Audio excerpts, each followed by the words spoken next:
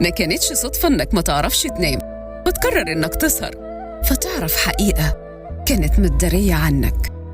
ما كانتش صدفة إن الدنيا ترجع تجمعك بحد تعرفه من سنين من تاني ويرجع أغلى من الأول. ما كانتش صدفة إنه يحصل بينك وبينهم سوء تفاهم فتعرفهم على حقيقتهم. ما كانتش صدفة إن الأيام تبعدك عن حد فجأة وفي وقت معين وتنقذك منه.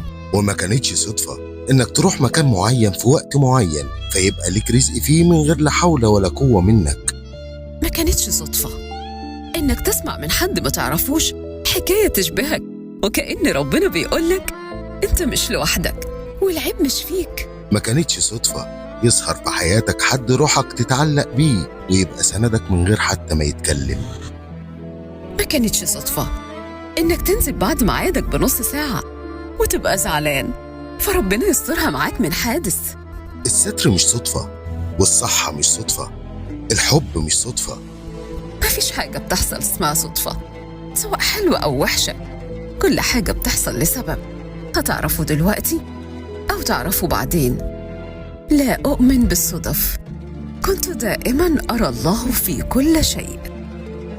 سبحان الله، سبحان الملك العظيم.